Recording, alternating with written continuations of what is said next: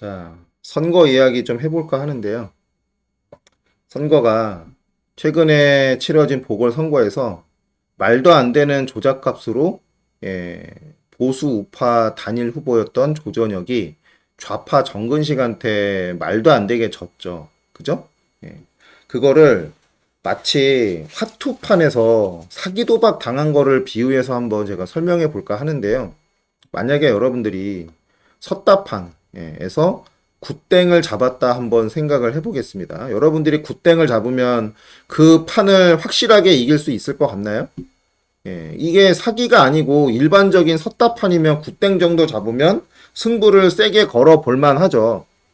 그죠? 그래서 굿땡을 잡았으면 이번 판은 거의 99% 이상 이겼다. 이렇게 생각하는 게 어찌 보면 당연한데, 근데 문제는 사기도박판이라면 굿땡을 잡았다라는 말은 뭐냐? 이번 판에 내가 올인할 가능성이, 올인 당할 가능성이 있구나. 왜? 상대방은 장땡이거든. 그죠? 내가 굿땡을 잡았다 그러면 상대방 장땡으로 나 밟을 생각이구나라고 생각하면 되는 거고요. 사기 도박판에서 이길 가능성은 0%입니다. 근데 우리나라 선거는 사기 도박판이라고 봐야 되거든요. 조전혁 후보가 이번에 단일 후보로 나왔습니다. 드디어 이뤄낸 보수 단일화. 그래서 이번에 확실하게 승산이 있다라고 조전혁 후보는 생각을 했는지 모르지만 결과는 어떻게 됐죠? 그냥 떡 발렸죠. 사전선거에서 말도 안 되게 사전선거에서 그 좌파 후보의 절반밖에 득표율이 안 나왔죠. 근데 당일 투표에서는 좌파 후보보다 10여 퍼센트 차이가 이겼습니다. 그게 무슨 말입니까? 사전선거에서 말도 안 되게 조작을 했다 이런 얘기인데, 이제 문제는 그렇게 조작을 매번 당해서 져놓고도 선관위에 맞서서 상대할 어떤 이 용기가 없어 보인다. 이분만 그런 게 아니고 보수 우파 대부분의 진영에 있는 사람들이 다 비겁한 사람들입니다. 그렇게 번번이 사기 도박에 당해놓고도 다음 선거판에 또는 다음 도박판에 혹시나 내가 참여하지 못할까 싶어갖고, 그래서 이번 판은 깨끗이 승복하고 다음에 또 좋은 판이 왔을 때 그때 단일 후보로 더 좋은 판에서 등판해서 한번 이겨보자 이런 생각을 하시는 거가 참 답답하고 어찌 보면 좀 안타깝다 이런 얘기입니다. 절대로 조전혁 후보가 다음 선거에서 단일 후보가 돼서 나온다 하더라도요, 승산은 없습니다. 승산이 있다라고 생각하는 게 너무 안타깝고, 매번 선거마다 나와가지고 이번에는 될 수 있다, 이번엔 될 수 있다 하지만 이번에도 안 된 거예요. 앞으로도 안 되고 영원히 안 됩니다. 왜? 부정선거 시스템 때문에. 전교조 명단을 공개해서 이 나라에서 교육 현장에서 이 이념교육, 북한 찬양을 하는 그 사실상의 전교조 빨갱이 간첩들의 명단을 이렇게 공개한 원죄가 있기 때문에 어떤 선거에서도 조전혁 후보가 당선될 가능성은 없어요. 부정선거의 이 제도가 부정선거 시스템이 상존하는 한, 그래서 조전혁 후보가 이렇게 승복을 하고 그렇게 선거를 받아들이는 게 정말 잘못된 겁니다. 이 보수 우익 진영의 국민들을 또 한 번 낙담을 하게 하는 결과를 낸 거예요. 다음에 무슨 보수 단일 후보로 또 나온다 어쩐다.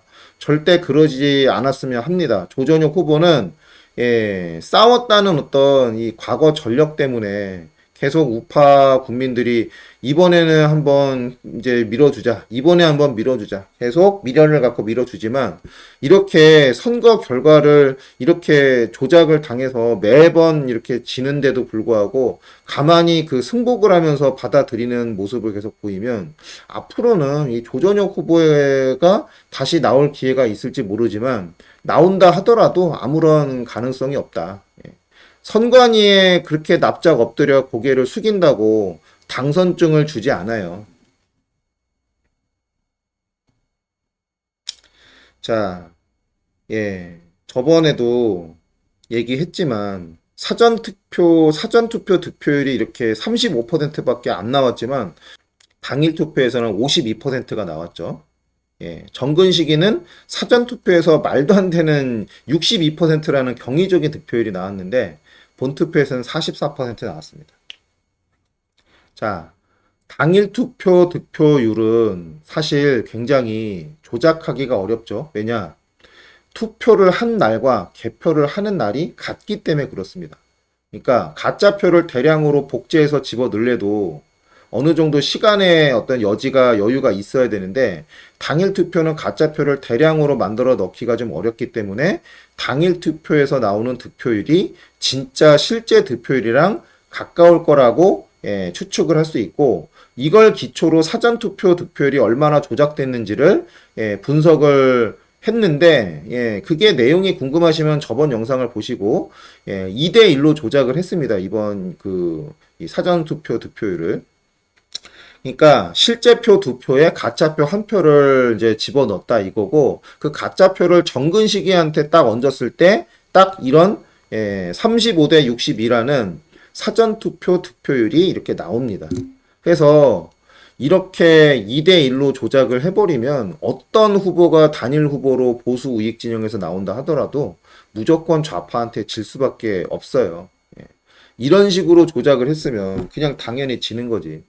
다음 후보가 혹시나 더 센 후보가 나온다 하더라도 1대1로 조작하면 무조건 지는 거거든요. 1대1로 조작하면. 그죠? 실제표 한 표에 가짜표 한 표를 섞어버리는 거야. 그러니까 1000명의 실제 유권자가 와서 여기 투표를 했다 치면 이렇게 실제 1000명이 와서 투표를 했으면 가짜표 500표를 좌파 후보한테 얹어주면 끝나는 거예요. 이런 식으로 조작을 했더니 정근 시기가 62%의 득표율이 나온 거죠. 자, 우리는 이런 걸 선거라고 알고 있지만 이게 선거가 아닙니다. 선거가 아니고 뭐다? 사기 도박이라고 봐야 되는 거죠. 사기 도박판이 보다 진실에 가까운 표현이다. 근데 사기 도박을 선거라 비유했으니 그 사기 도박을 운영하는 운영 주체는 하우스이잖아요. 그러니 선관위가 곧 하우스가 되는 건데 하우스의 숙명이 뭐예요? 그 하우스를 찾아오는 손님들 간에 공정한 게임의 규칙을 운영하는 게 하우스의 숙명이고 그게 이제 사명인 거죠.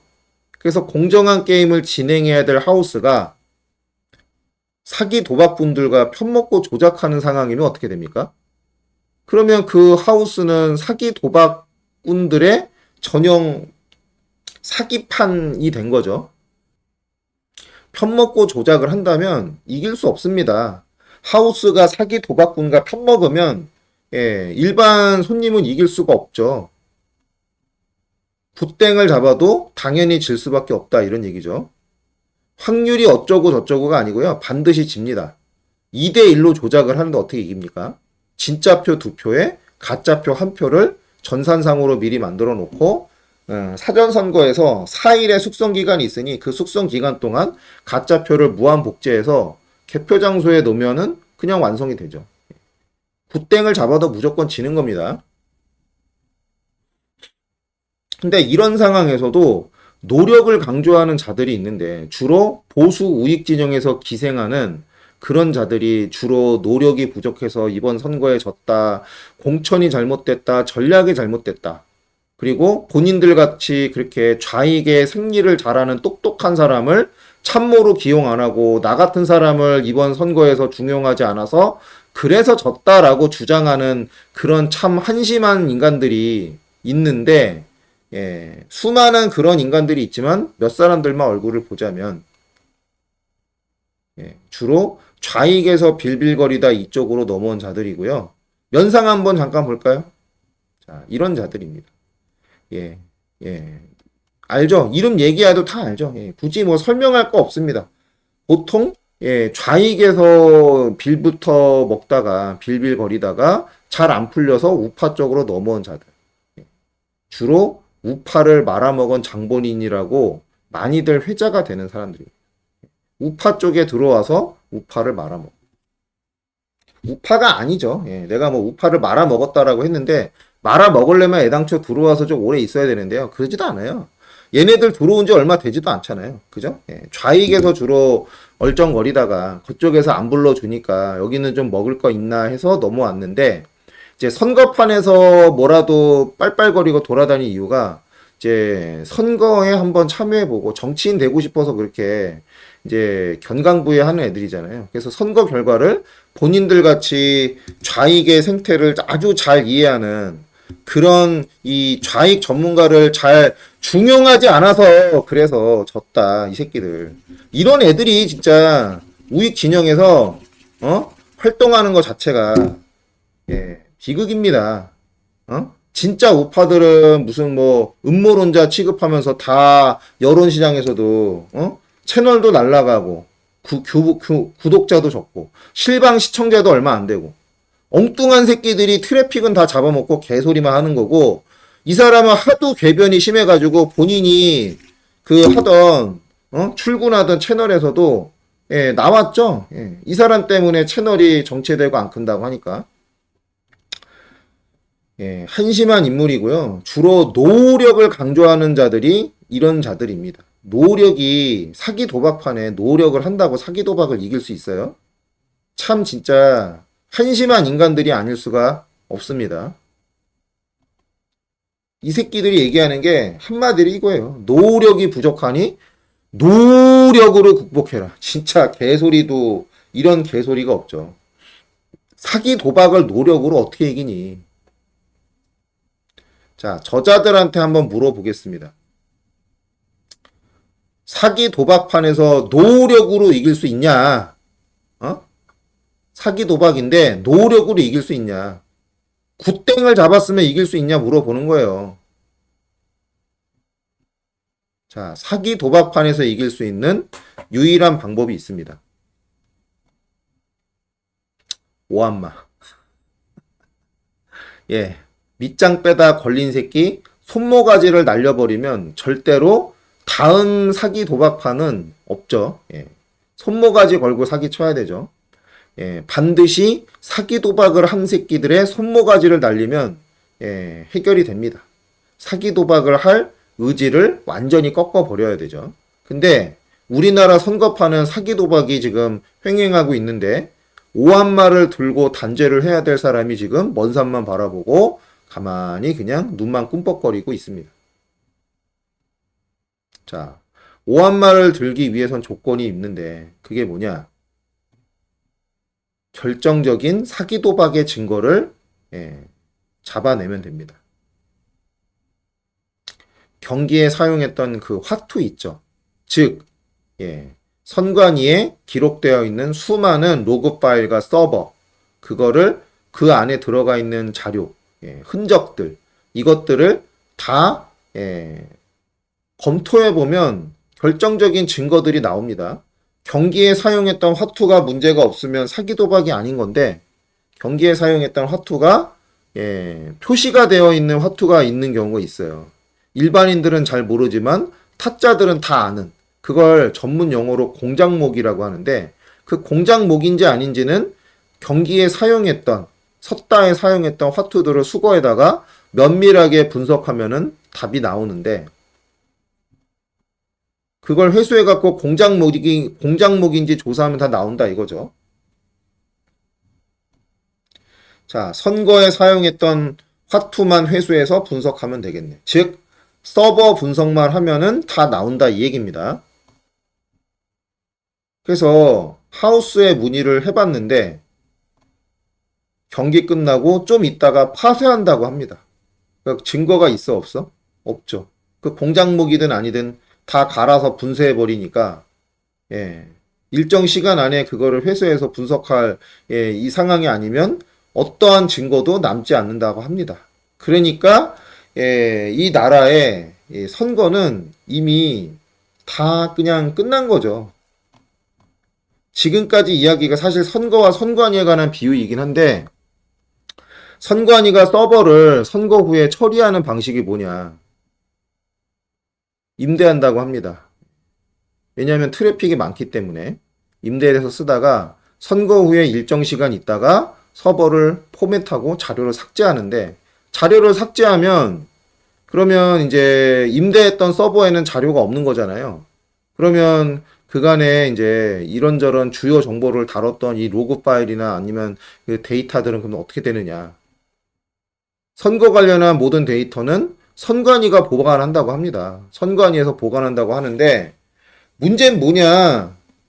선관위가 범죄의 주체면 이런 식의 업무 프로토콜이 문제 해결에 도움되나요? 선관위가 아예 하우스가 사기 도박의 주체가 돼버리면 그거 어떻게 되는 거예요? 그럼 아무 의미가 없지. 선관위에 모든 자료가 있겠지만 선관위가 사기 도박의 주체라면 혹시나 외부의 제3세력이 한번 밑장 빼기 했는지 안 했는지 공작목인지 아닌지 한번 들여다보자라고 할 때 순순히 그 공작목이 다수 들어가 있을지 모르는 그 사용했던 화투 조각들을 줄까요, 과연? 이런 식의 선관위의 업무 방식의 전제가 뭐냐면요. 선관위는 완전 무결하고 절대로 선거범죄의 주체가 될 수 없다라는 얘기인데요. 그러니 선관위가 범죄의 주체가 됐을 때는 선거범죄를 밝힐 수 있는 방법이 아예 존재하지 않는다. 이런 구조에서는 선관위가 선거범죄를 저질렀을 때 해결 방법이 존재할 수가 없다라고 하는 게 정말 안타까운 우리나라 선거 시스템의 지금 한계입니다. 오늘 여기까지 하고요. 다음에 다른 영상으로 찾아뵙도록 하겠습니다. 감사합니다.